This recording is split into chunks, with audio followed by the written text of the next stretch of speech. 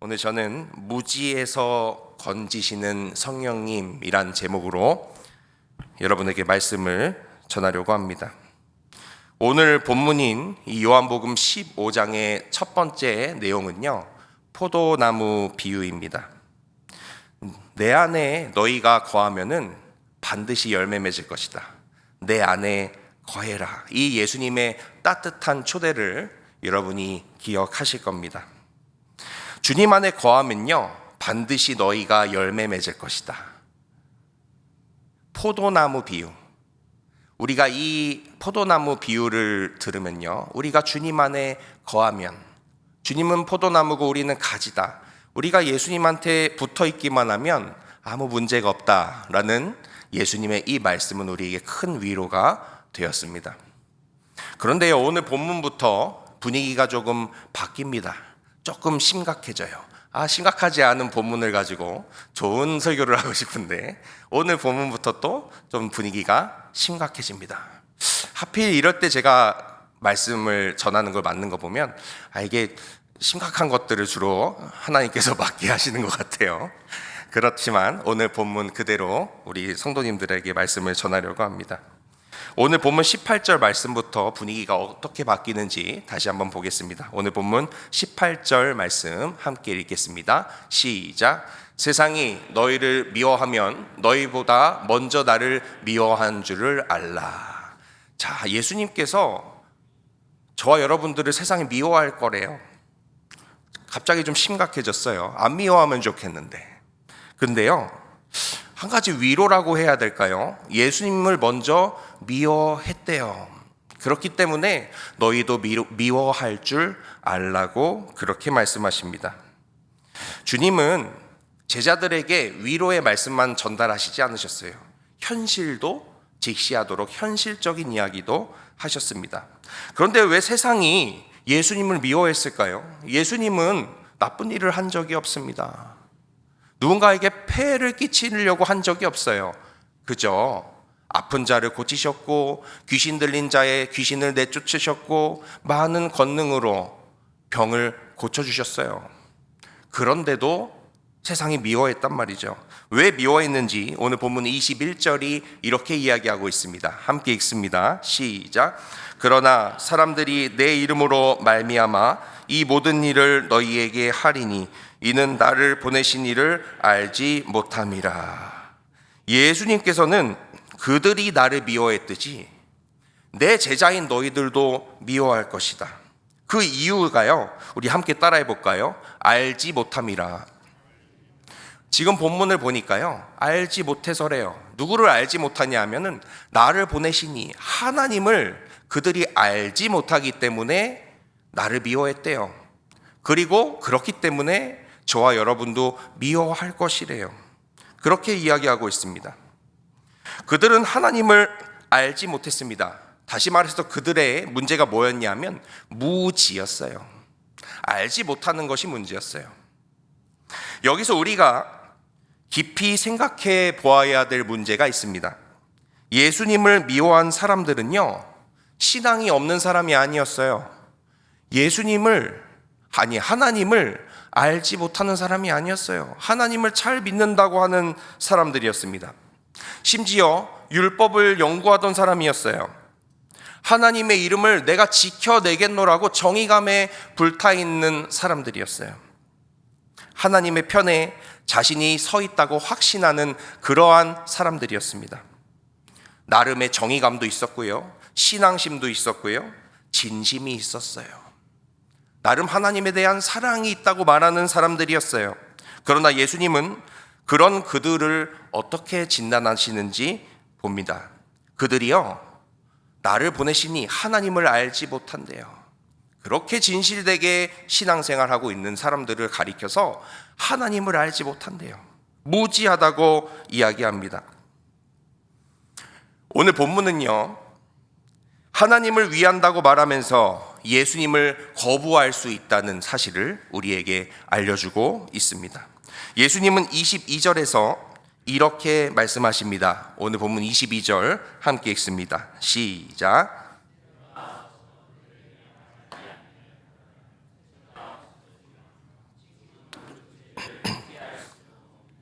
처음에는 몰랐을 수 있습니다. 우리 누구도 잘 모를 수 있어요. 우리가 다 알 수는 없습니다. 무지할 수 있습니다. 그러나 예수님께서 오셨습니다. 그리고 말씀하셨고 표적을 행하셨고 세상에 빛으로 오셔서 빛을 비추어 주셨습니다. 그럼에도 불구하고 그들은 인정하지 않았습니다. 25절 말씀을 보면요, 예수님은요 그들이 무지하다고 이야기해요. 그리고 예수님을 미워하는 모습을 이렇게 표현하고 있습니다. 25절 말씀 함께 읽습니다. 시작. 그러나 이는 그들의 율법에 기록된 바 그들이 이유 없이 나를 미워하였다 한 말을 응하게 하려 함이라. 아멘. 그들은요 나름 이유가 있다고 생각했습니다. 율법과 전통을 지키기 위해, 하나님의 영광을 위해서, 거짓 선지자를 판단하기 위해서 예수님을 미워했습니다. 그러나 성경은 이야기합니다. 그들이 이유 없이 예수님을 미워했다. 이유가 분명히 있었는데요, 아니요, 성경은 이렇게 이야기합니다. 이유가 없었다. 이유 없이 예수님을 미워했다. 무슨 말인가요? 그들의 이유가 이유 같지 않았다. 하나님이 보시기에 그들이 말하는 이유가 이유 같지 않았다. 그들의 정의감은 진리가 아니었다. 그렇게 선언하고 계시는 겁니다. 열심히 있다고 해서 하나님의 편에 있는 것은 아닙니다. 진심이었다고 해서 반드시 옳은 것은 아닙니다. 누구나 무지할 수 있습니다. 저도 여러분도 무지합니다. 무지할 수 있습니다. 그러나 그 끝까지 무지하다는 이유로 끝까지 그 확신을 붙들고 끝까지 나아간다면 성경은 이를 가리켜서 죄 있다라고 이야기합니다. 예수님을 십자가에 못 박은 사람들은요 무지하기 때문에 그렇게 행했습니다. 무지했어요. 자신이 하고 있는 그 짓이 무슨 행동을 하는지 몰랐어요. 예수님께서 그렇게 말씀하셨죠. 그들이 하는 짓이 무슨 짓인지 모르기 때문에 저렇게 하고 있습니다. 주님 용서해 주십시오. 그렇게 예수님께서 기도하셨습니다. 그런데요, 몰라서 그랬습니다 라고 말하는 것도요, 어느 선을 넘어버리면 죄 있다 라고 선언하시는 것이 하나님의 모습입니다. 그리고 이 모습을 우리는 성경을 통해서 우리가 확인할 수가 있습니다. 사랑하는 성도 여러분, 이 모습은요 크고 작지만 저와 여러분의 모습이 될 수 있습니다. 저 역시요 하나님을 위한다고 말하면서 저의 신앙, 저의 경험을 고집한 적이 있습니다. 그리고 그렇게 살고 있을 때가 있습니다. 그래서 항상 두렵습니다. 혹시 하나님의 뜻을 거스르는 행동을 내가 하고 있지는 않은가? 내가 정의감에 불타서 이것이 옳다고 말하는 그 행동이 어쩌면 하나님 보시기에 합당치 않을 수도 있지 않을까? 우리는 신앙을 지킨다고 하면서 사실은 하나님의 뜻보다는 우리에게 익숙한 것을 지키려고 할 때가 있습니다. 나는 교회를 위한다고 말하면서 사실은 내 자존심을 지키려 할 때가 있습니다. 나는 정의롭다고 이야기하면서 다른 사람이 경험한 예수님을 무시할 때가 있습니다. 그래서 우리는 주의해야 합니다. 나의 열심이 하나님의 열심이 아니라 나의 열심이지는 않은가? 우리는 항상 깨어서 주님께 점검 받아야 합니다. 저와 여러분이 그러한 삶 사시기를 주님의 이름으로 축원합니다. 그러나 오늘 본문에서는요, 예수님께서 우리에게 희망의 메시지를 주십니다. 오늘 본문 26절에서 27절 말씀 함께 읽어보겠습니다.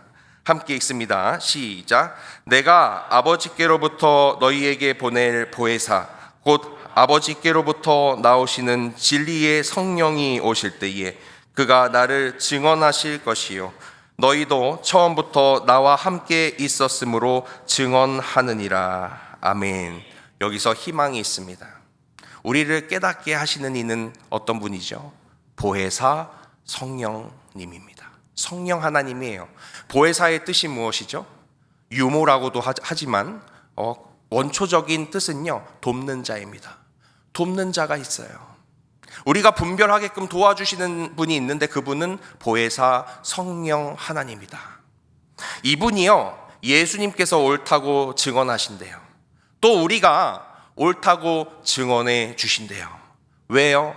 우리를 도와주신 분이기 때문에, 증언하실 수 있기 때문에, 그렇게 성령께서 드러내 주시고 성령께서 우리에게 분별하도록 해 주신다는 겁니다.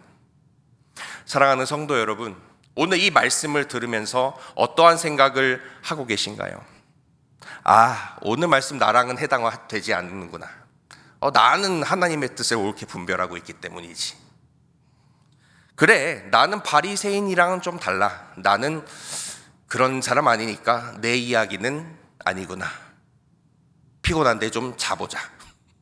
혹시 이런 생각을 하시는 분 계실까요?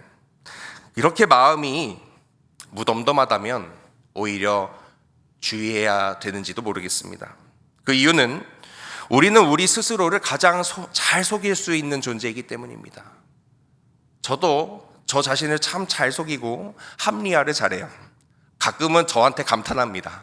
어떻게 항상 이렇게 합리화를 잘하는지. 조금이라도 그런데 불편함이 느껴지신다면, 혹시 내 안에도 합당치 않은 완고함이 있지 않을까? 주님, 혹시 제 안에는 그것이 없나요? 이러한 궁금증과 하나님에게 나아가고자 하는 마음이 생긴다면 이것은요, 정죄가 아닙니다. 이것은요, 은혜입니다. 할렐루야. 이러한 마음이 드시는 분이 있다면 그것은 은혜입니다. 그것은 정죄가 아닙니다. 이 고백이 나오는 순간 이미 성령께서 일하고 계신 겁니다. 아니요, 지금 이 순간 말고도 우리는 예수님 만나는 그날까지 이 질문을 계속해야 됩니다. 우리는 완전하지 못하기 때문입니다. 성령님께서 조명해 주시지 않으면 한순간도 옳은 판단이 들지 않기 때문입니다. 성령님께서 은혜를 베풀어 주시지 않으면 우리가 하는 생각은 선한 것이 하나도 없기 때문입니다. 이러한 자성의 또 회개의 고백이 나오는 것은 우리가 잘나서가 아니라 성령님의 은혜인 줄 믿습니다. 그래서 우리는 마침내 예수님께 가서 예수님께서 다 하셨습니다. 제 공로는 없습니다. 다 주님의 은혜였습니다. 라고 고백하게 되는 것이죠.